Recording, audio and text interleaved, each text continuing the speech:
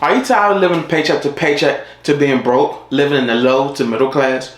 Well, today we're going to chart our course to how we're going to get from low to middle class to the wealthy class to 100 millionaire to billionaire status.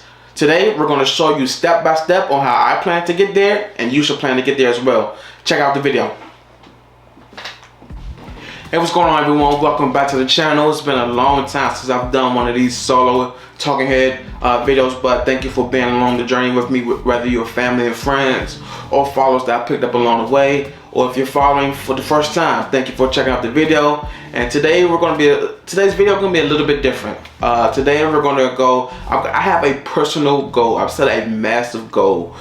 Today is Christmas Day 2023.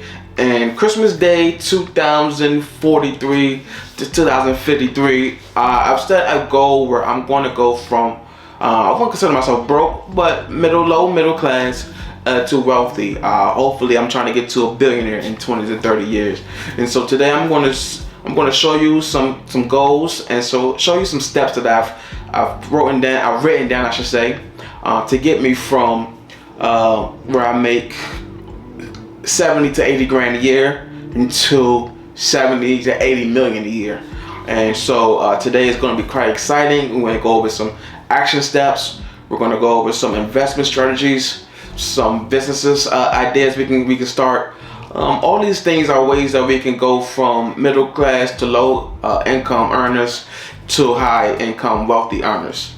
And so one of the key components of my plan is continuing education, continuing learning. I'll be investing time and resources to acquire new skills, particularly in business, finance, and entrepreneurship. Education is the foundation of success, and I want to be well equipped for the challenges ahead. The second step in our wealth building strategy is to start a service-based business.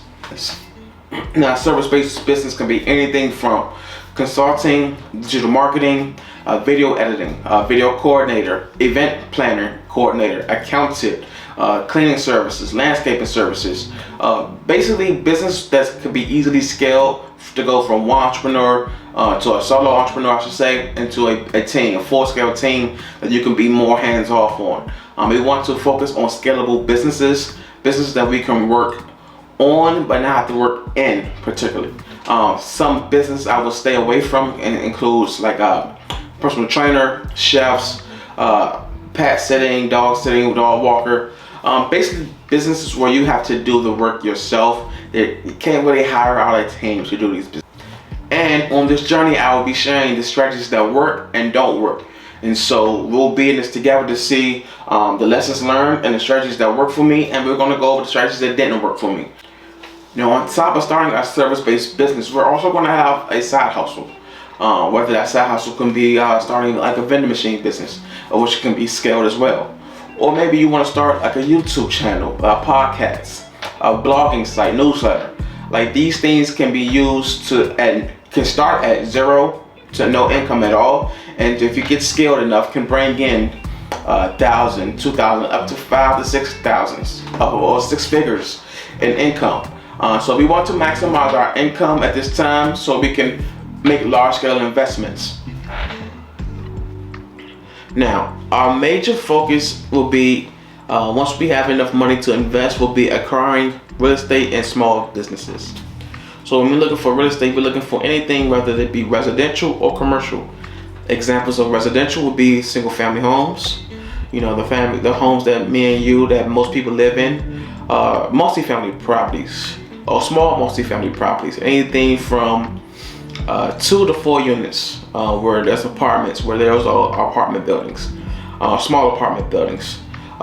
You can have your commercial properties, meaning there's 5 or more units there. Those will be considered commercial properties because you can no longer use a federal loan or a home loan to acquire these properties. You have to get through a business loan or commercial loan.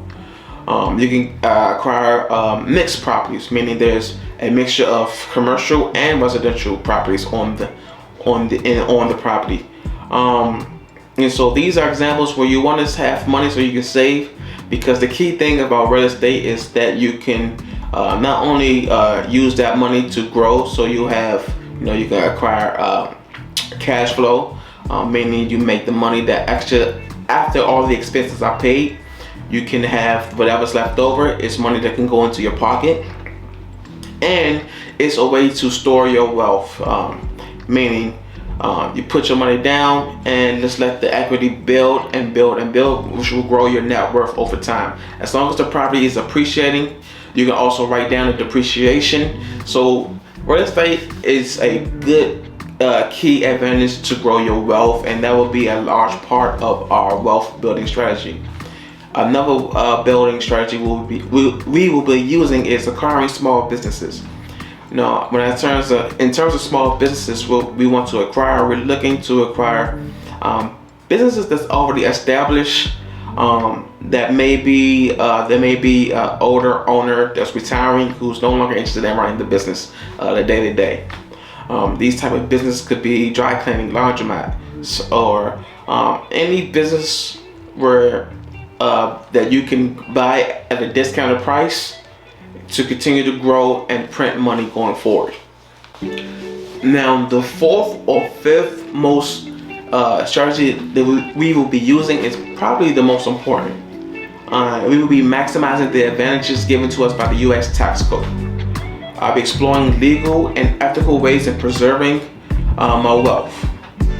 Additionally, we'll be using life insurance plans to preserve our wealth and to grow our wealth.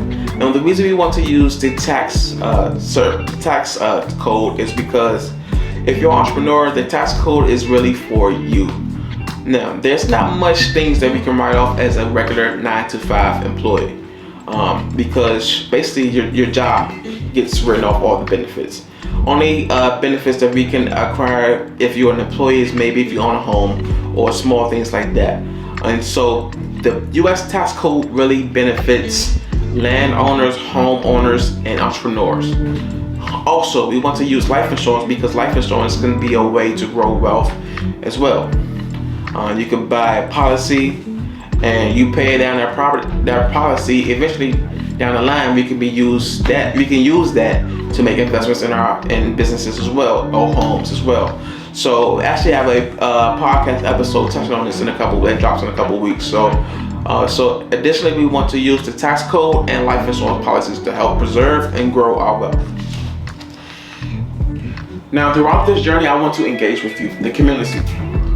I want your insights, your suggestions, and your prior experiences. So if you have anything that if you ever made millions, or we have any billionaires that happen to go to see this video, please leave feedback, please leave comments, please leave emails, DM me. You can find me Railway to Success on Instagram and other platforms. And so yeah, I just want to take this time. I want you guys to hold me accountable. Now, my goals are so lofty, I'm going to hold myself accountable as well. But definitely, if you see me slipping, or not even see me slipping because you won't find that. But if you have ideas or ways that can grow faster, please shoot me some insights, shoot me some experience, some of your experiences. Alright, so thank you for checking out the video. Peace. Please like, subscribe, and comment on the video and see if there's anything I can do better. And so thank you, man.